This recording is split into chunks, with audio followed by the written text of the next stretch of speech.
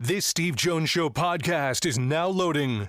The Steve Jones Show podcast is presented by Sunbury Motor Company, Purdy Insurance, Brewers Outlet, and NIL Game Changers. Better get...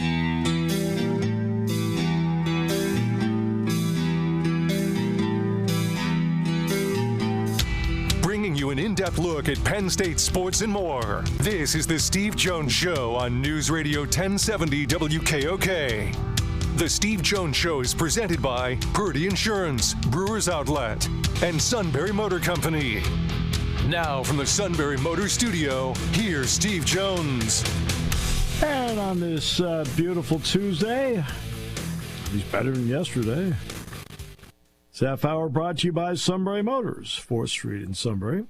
Sunbury Motors Kia, routes 11 and 15 in Hummel's Wharf, and online at sunburymotors.com. Ford, Kia, Hyundai, best in new inventory. Great pre-owned inventory with the Sunbury Motors guarantee.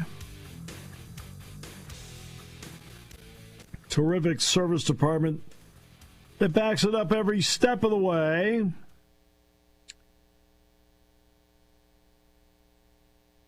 And, yeah, I'm talking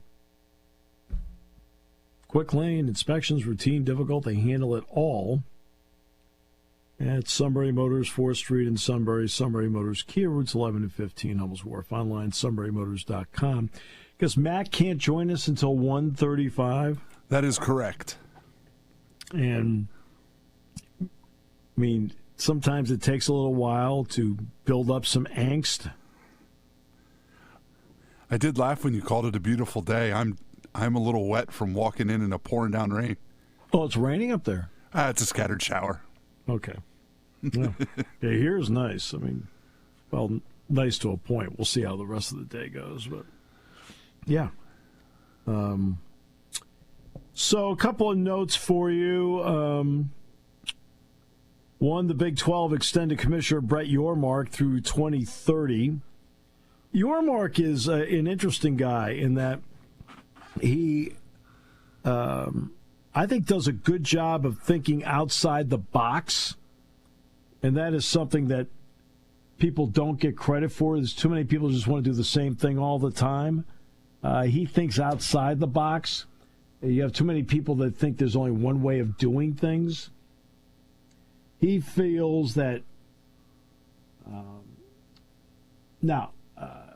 they've looked into private equity, and as I pointed out with private equity, all right, it's like, okay, remember the danger of private equity is quite simple, and that is they're going to want some level of return.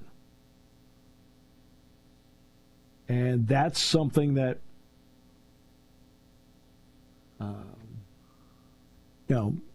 is part of the ability to be cautious. He has put a lot into basketball. He has been a big believer in what basketball can mean financially. That's why, at one point it sounded like they were going to talk to UConn. It didn't really go anywhere. There's, of course, Gonzaga. They put in the first ever conference-wide football pro day. And he is, they've looked at new revenue streams. He is pushing for NCAA tournament expansion. He has allowed his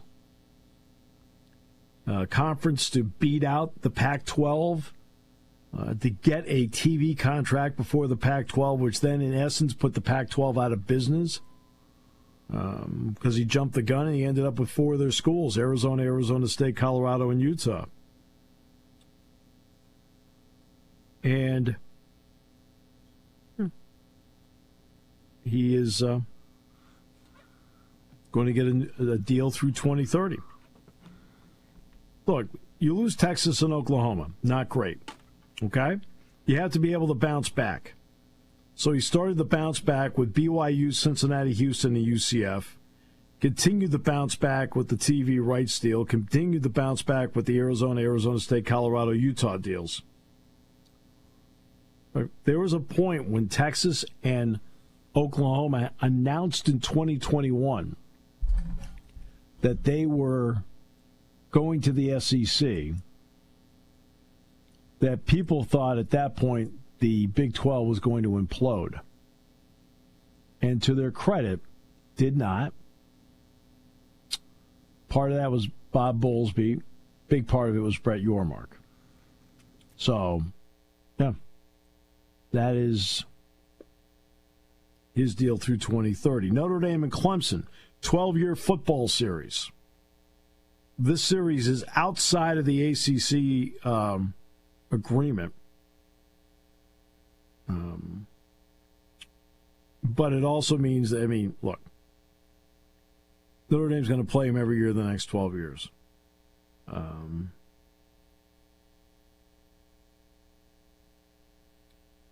That means Notre Dame has to adjust its schedule. Because one of the stipulations was Notre Dame would not play Clemson, Miami, and Florida State all in the same season.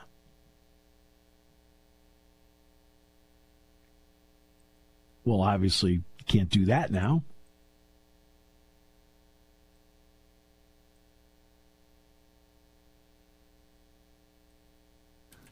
I did see there's I don't know. There's a little bit of Notre Dame wants to count that as one of their games against the ACC, and the ACC's at least pushing back against it right now. Well, you know what? You can push back all you want if you're the ACC. I understand they want to push it back because they want to spread the Notre Dame wealth around. The ACC needs this game as badly as Clemson does and Notre Dame. Look, you don't have a lot of power in that conference. You know, we talked about this in basketball. One of the issues in basketball is right now the ACC's down. Well, because it's down, they're talking about rolling back to maybe 18 games instead of having 20. Why? Well, pretty simple. There's a big reason why. Because they need to get better non-conference games because the conference isn't strong enough to support it. And that's a big problem. And now, football-wise, for both Notre Dame and Clemson, this is, to be frank with you, what each one of them needs.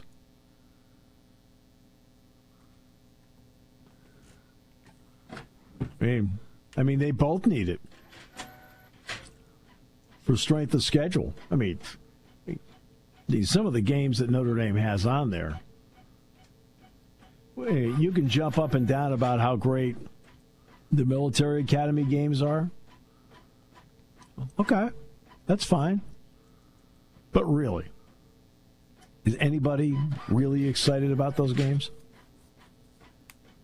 I mean, as a neutral fan, you can jump all up and down all you want about, hey, they're playing Navy. That's nice.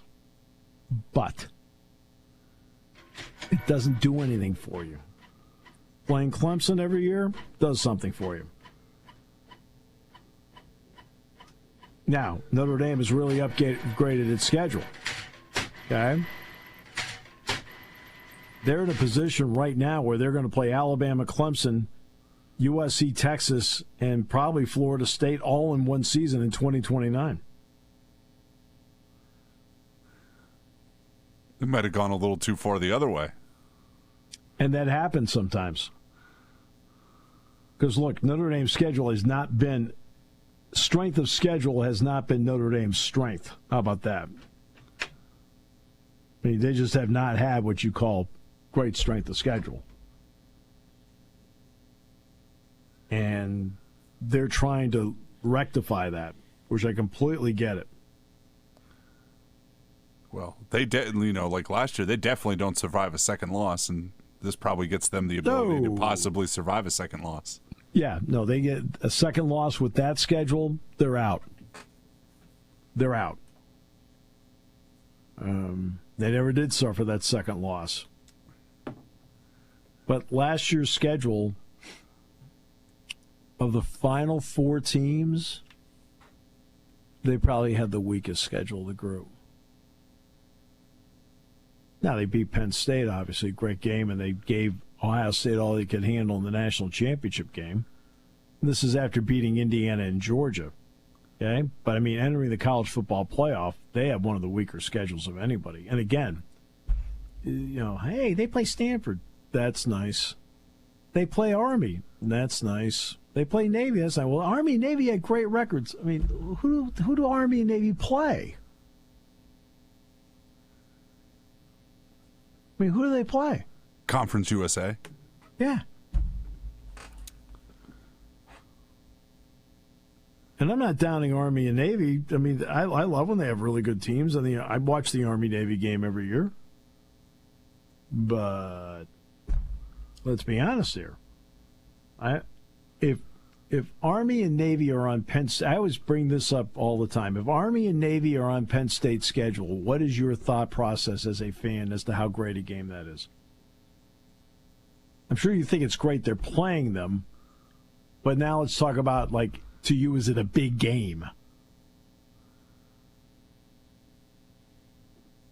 And that's always been my argument about the smaller conference. So Penn State played Boise State in the quarterfinals. Except for Oregon, is there any team on Boise State's schedule that if Penn State scheduled that team, you'd be going, hey, I can't wait for them to come in? UNLV doesn't get you excited? No, not even in basketball.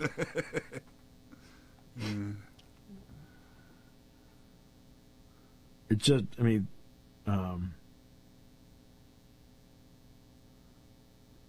that's always the standard I use when we're talking about schedules.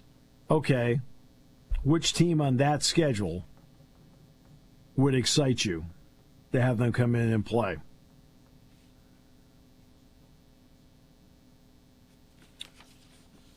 And Notre Dame doesn't have what you call a lot of those on there. Now that's changing because they know it too. I mean, this was the argument in the 70s about Penn State and national championships, right? The argument was, they play that Eastern schedule, So Joe and Jim Tarman got together. And they said, okay, we got to change that. That's why they got a 10-year deal with Alabama. That's why they had a 4-year deal with Nebraska. That's why they put together a 14-year deal with Notre Dame. That's, they tried to, they already had Pitt on the schedule, which was really good, especially in the early 80s. And so that's what they did. They had to up the schedule. My goodness, in 82, Penn State played Nebraska and Alabama back-to-back. Now, there was a week off. Penn State beat Nebraska, had a bye week, and then played Alabama 2 weeks later down in Birmingham. Okay. They actually had a home and away with Auburn on the schedule, and Auburn backed out. But Penn State knew that they had to increase the degree of difficulty of the schedule. And it paid off. They won 2 national titles in the 80s. And nobody will look at Penn State's schedules in the 80s and go, well, they kind of waltzed their way through nothing. Everybody knows they played really good teams, especially in the stretch run.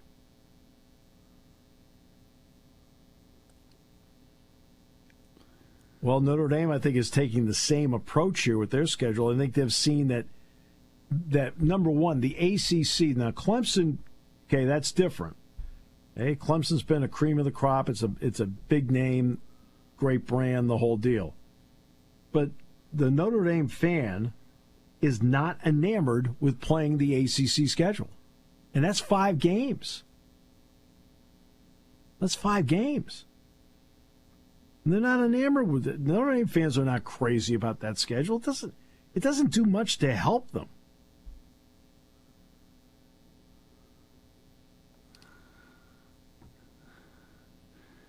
It wasn't a big deal in the early, when before the playoff. I think it is a great big deal now. I just, it's also interesting to me that, when we were doing this, when we first started talking about the playoffs, the regular season wasn't going to mean anything, and really seems like teams are beefing up their non-league schedule, at least at some places.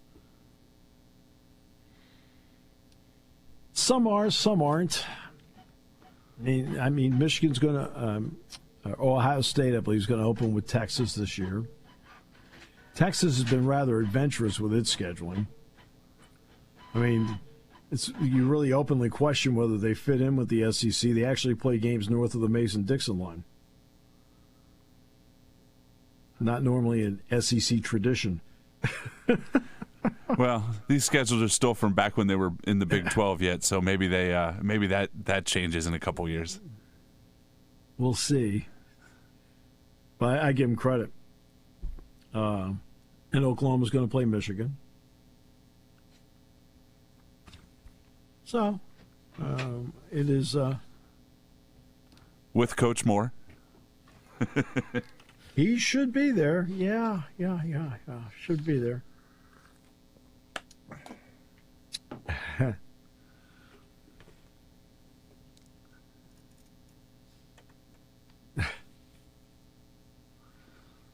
So there you are. I mean, that's what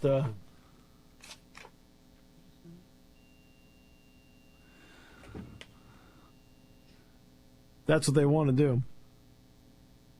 And I give them credit for wanting to do it. Let's see. Todd Golden.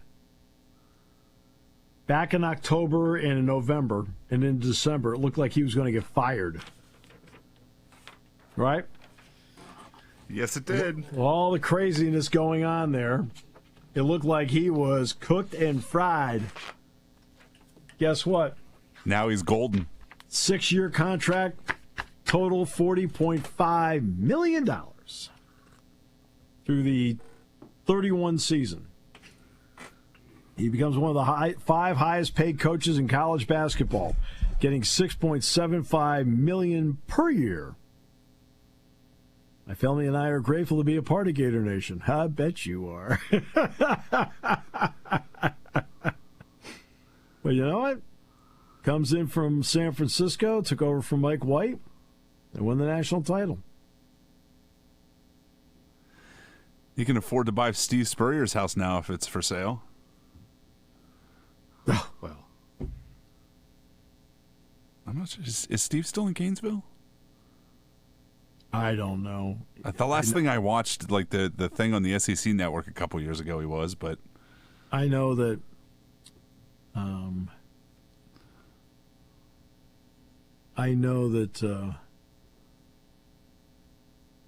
that he's near a golf course. well, yes.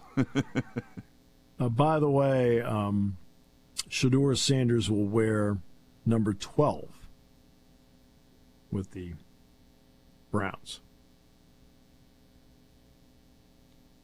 Dylan Gabriel will wear 5. Sampson, the running back, will wear 22. Harold Fannin Jr. from Bowling Green, the good tight end, will wear 88. Carson Swessinger, remember I talked about him before the draft? Got drafted right out of the gate in the second round. He'll wear 49, and Mason Graham will wear 94. Sanders says he'll wear 12 because that was Tom Brady's number.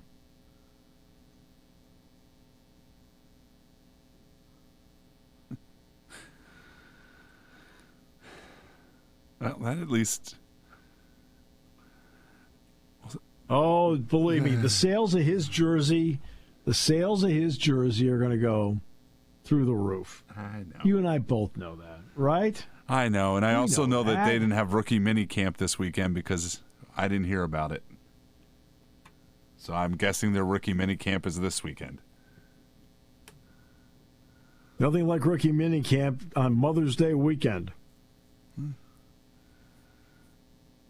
It's a job. I know it's a job. I understand that. I'm just saying.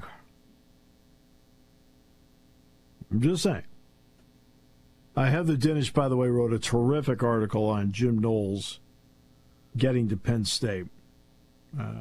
Great quotes in there for James Franklin and from Jim Knowles about how he got there. And the gist of it was Jim, and from his point of view, justifiably asked, because his contract was up. He wanted his contract done before the national championship game against Notre Dame. That way, when the dust settled after the game, right, he was all set. Instead of the craziness that surrounds after winning, which is fun, but it's a little more difficult to get things settled. Okay. Well,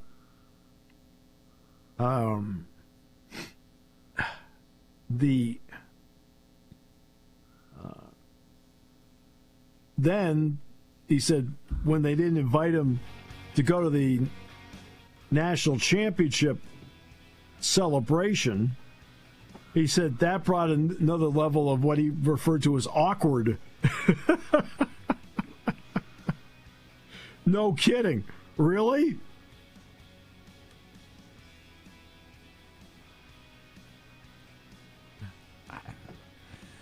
I feel like there was more behind the scenes between all those guys than is being let on. Well, he said the tough part for him was the first Oregon game. He says, look at all the points we gave up. All right.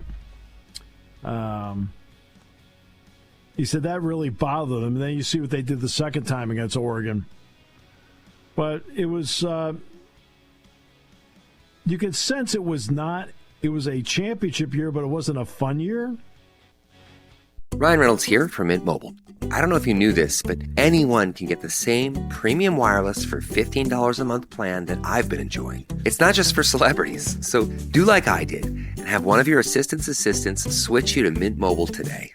I'm told it's super easy to do at mintmobile.com/switch. Upfront payment of $45 for 3-month plan, equivalent to $15 per month required. Intro rate first 3 months only, then full price plan options available. Taxes and fees extra. See full terms at mintmobile.com. Party time, game time, or just fun time. Doesn't matter what time it is because it's Brewers Outlet time. The beverage supermarket has the area's largest beer selection. Imports, microbrews, ciders, and domestics. Pick from over 100 ice-cold 12-packs and dozens of 24-ounce singles. Soda, snacks, hot sauces, fresh roasted peanuts. Make it one-stop party shopping, and don't forget the pickle bar. So whatever you're celebrating or just doing it up, Brewers Outlet, Reagan Street, Sunbury wants to see you. And thank you for your years of patronage. You can buy water from some secluded volcanic island or water that's smart, but if bottled water isn't spring water, it's probably filtered or purified. Tulpehocken Mountain Spring water is naturally pure and tastes better. You can't get spring water through a filter, but you can get pure water straight from the spring and delivered to your door. When it comes to spring water, you have choices. Choose the purest natural mountain spring water from Tulpehocken Mountain Spring Water, Northumberland. TulpehockenWater.com. Stretching your grocery dollars today is not easy. So how do you make your money go further? I've got the answer for you and your family. Hi, I'm Justin Michaels from Surplus Outlet, and if you never shopped with us, you're missing out on incredible savings. We offer brand name groceries at below wholesale prices, helping you keep your money in your pocket. By shopping at Surplus Outlet, you'll save big on the same groceries you buy at the big box stores, and those savings add up fast. We have great selection of grocery essentials, including deli meats and cheeses, snacks, beverages, cleaning supplies, pet products, and a huge frozen food and produce section. We don't play the pricing game, lowering a price only to price another item higher. The everyday low price is just that, and we'll even bag your groceries for you. We have truckloads arriving daily, so check out our Facebook page at Surplus Outlet Grocery Stores. Stop by often. These deals go fast. Surplus Outlet, Route 11 Northumberland and Route 15 Montgomery. Sign up for Facebook and email alerts for additional special savings. Do it today.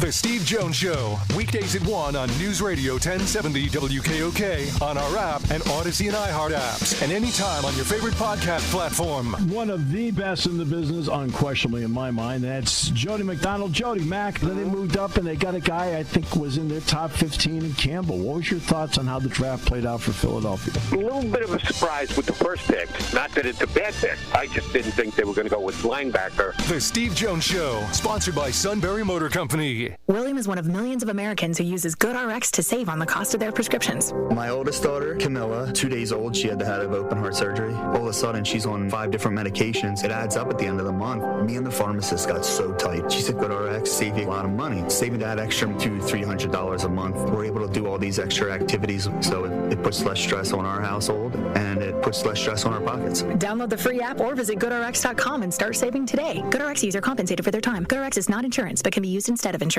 Brought to you by Progressive Insurance. Progressive can help you protect your home, auto, boat, motorcycle, ATV, and RV, and more. And if something wasn't mentioned that you had in mind, find out if it can be covered at Progressive.com or 1-800-PROGRESSIVE, because it probably can be.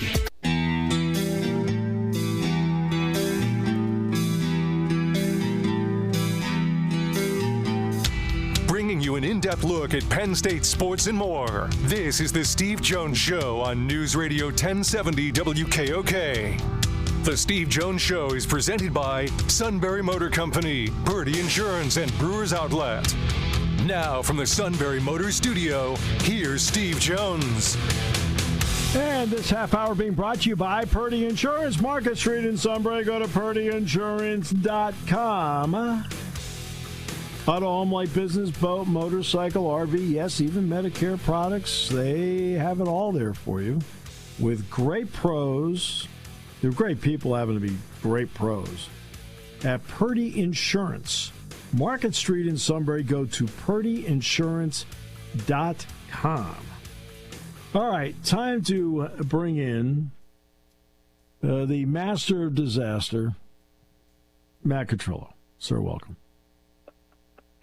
Man, where do I go with that? Do we go with the way the NHL draft lottery went last night for the Flyers? Do we go with another blown game by the Yankees bullpen? I don't know where to go here with this one, Steve Jones. Well, I mean, I think you have to get off your chest what it makes you feel better first. You know what? I'm actually going to start with the Flyers because I haven't had a chance. I really haven't talked about them that much because, well, they've been irrelevant. And they were irrelevant for the most part again this year. But this is not really the Flyers' fault in this case. It's just I've never been, and I think we've talked about this before, I've never been a fan of these draft lotteries because they really just don't help the teams that are in this position in the first place.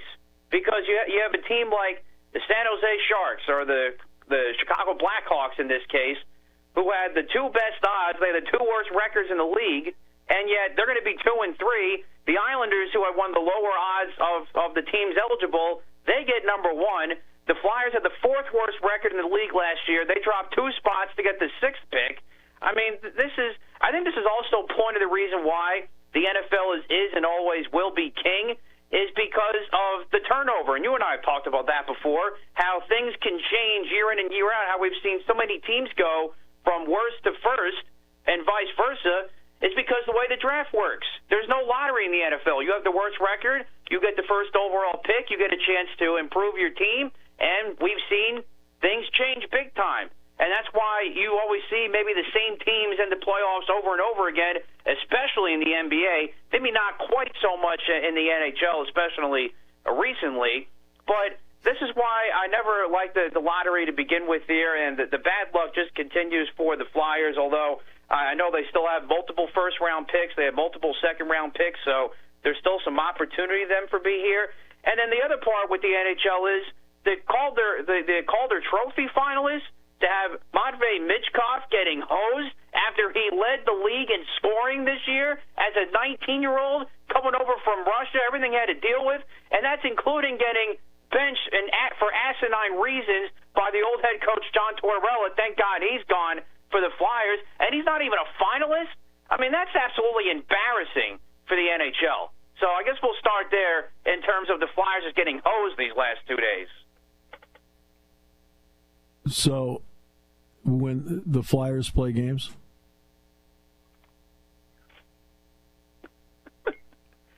So when the Flyers play games. And this guy played for them?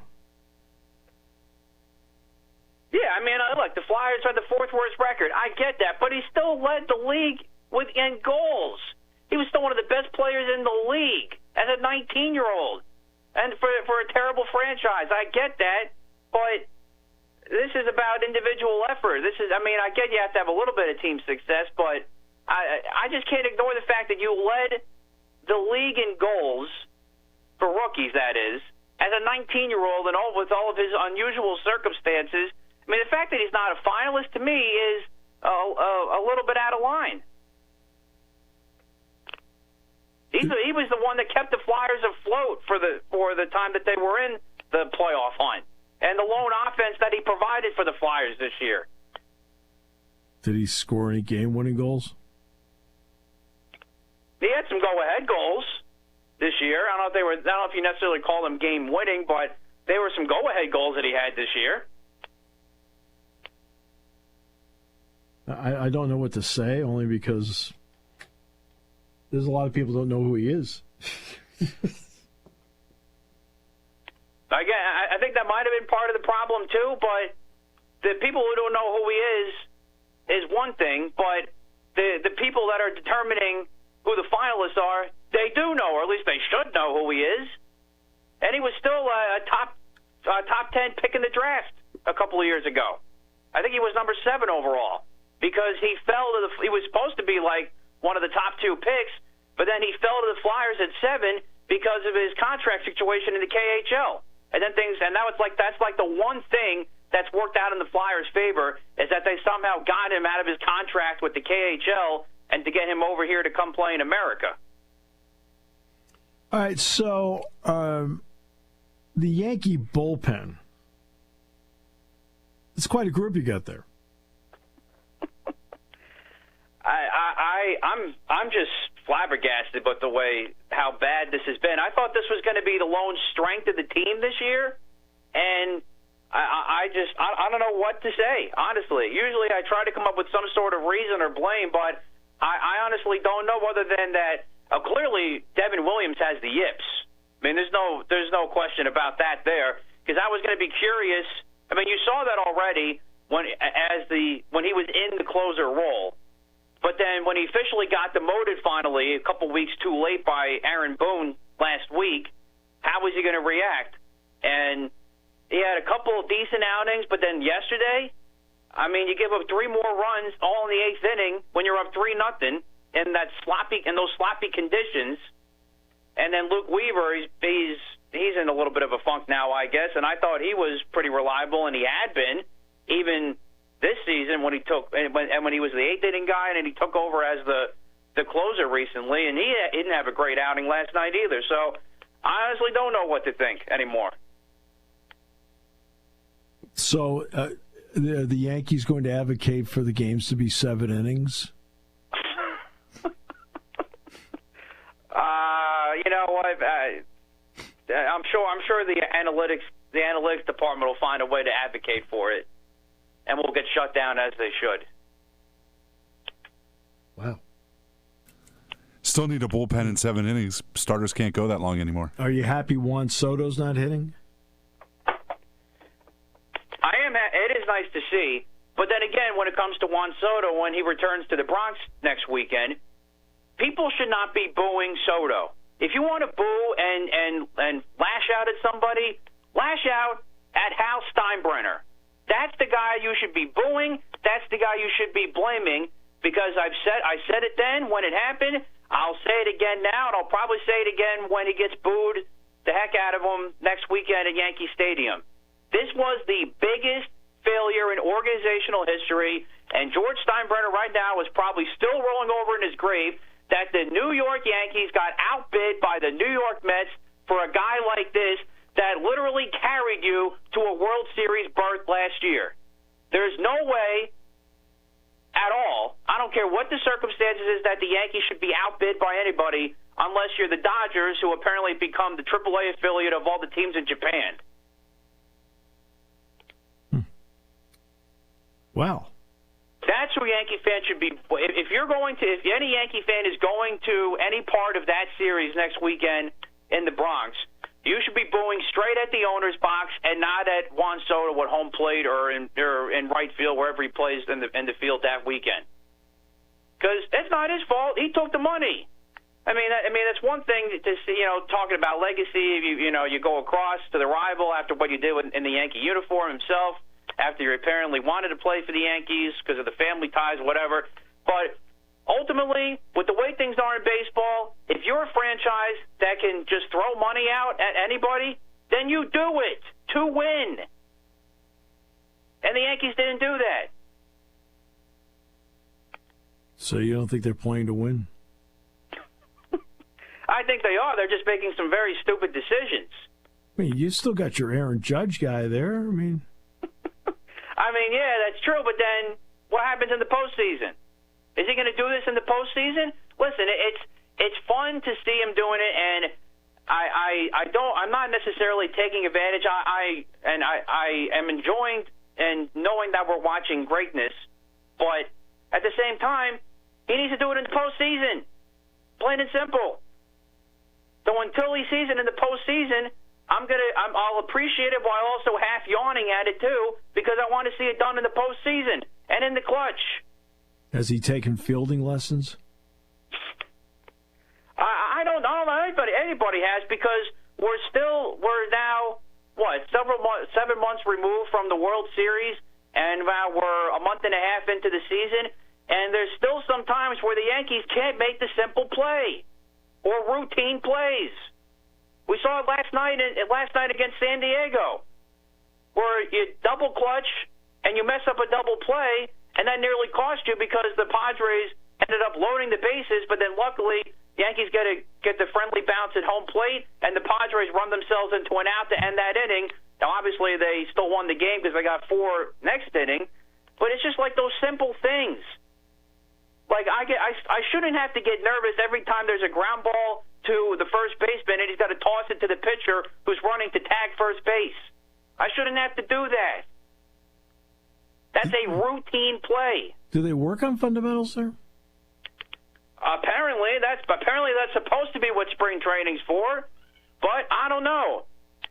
I mean, you look at Aaron Boone. He doesn't hold anybody accountable, so what am I supposed to think? Which is why he shouldn't be the manager. Does your youngest son? I said that last offseason. Does your youngest son John Paul cover first base? Well, they're learning. My middle child Mark could probably do it better than that was done in the World Series last year.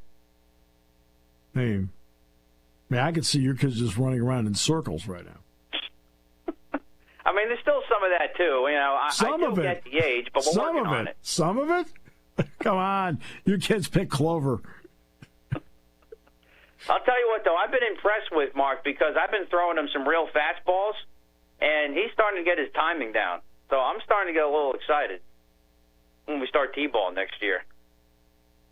Okay, so you're throwing him fastballs, but he's going to start a T-ball where the ball doesn't move. Well, we're working on both. What we do is we start with the T, which he does very well. Then we do the soft toss, which he does pretty well, and then we work our way to me full on pitching him fastballs. Yeah. Actually, you got to teach this. It's just like Coach Sirianni said. You got to always work on the fundamentals. Oh, now you're quoting Sirianni after you ripped him for 3 years. Now you're quoting him. It's all about the fundamentals. I think any coach would tell you that, but Nick Sirianni does preach that. Oh, now he's preaching it, and you're quoting him. No, he always did. It's it finally clicked. You wanted to run him out in a rail in October last year. Come on. I know. Come on. Like I said, I was very happy to eat that crow, and we'll continue to eat that crow. There you go. Yeah. I saw what Saquon Barkley wore to the Met Gala last night. What did you wear? He was looking very sharp. I was not there last night. What? I enjoyed it from afar, like everybody else did, and seeing Jalen Hurts looking good, looking sharp, and seeing Saquon looking sharp. That was good. I like it. They're living their best life as they should. They're the Super Bowl champs.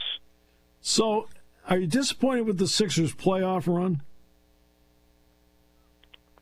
Listen, I just learned today that Wells Fargo Center is becoming Xfinity Mobile Arena next year. I told you, it's the Bank of the Month Arena. That's come on.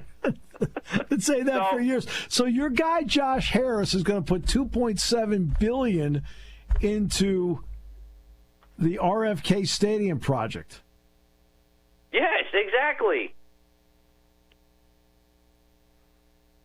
All I'm asking is, where is all this with the Sixers? Sure, you built the practice facility in Camden, but where's that gone to them? Still nowhere. I quote posted on X after I saw that the new name for Wells Fargo Center, Xfinity Mobile Arena. Can the Sixers get a new owner too? That'd be great. Wake me up till then. This is the fifth name change of my lifetime at that place. Yawn. Well, again, a $2.7 billion football palace that can host the Final Four, the Super Bowl. I mean, that's a visionary. Yeah, how about we use some of that visionary to actually get people that know what they're doing and get a general manager that knows how to work the NBA. I mean, Magic Johnson's one of his co-owners with Washington. That's the other thing that's shocking. Magic Johnson actually doing, things that make sense. Well, I will dispute you on that. Magic Johnson is really a terrific entrepreneur. He's, I think, been involved in starting or working with 50 different businesses. He employs a lot of people. He's always been a cut above when it comes to that. He's not just sure, his name's attached to the Dodgers, it's attached to the Commanders, but I know Kareem Abdul-Jabbar, who has always had the reputation of a surly personality, basically said, what can I do to get myself out there? And Magic basically told him, he says, you should have been doing that from day one. Now, has he helped him out? Sure. But that's, but Magic always had that personality, and he was, to his credit, thinking ahead. And that's why he is quietly one of the better entrepreneurs out there. Josh Harris is obviously a forward thinker. I mean, he knows, where the bread is buttered. Commanders, Devils, and then, that the other group just isn't worthy of time or investment. Apparently. These are your people. It's fascinating, isn't it? They're your people. Yeah. And come on. What? Any other complaints? I think that about covers it for this week. That was a lot that I got off my chest, so that felt pretty good. All right. It's if the Yankees were in the National League West, they'd be in fourth place. There it is. That's your team. Yeah. Not good right now. Not good.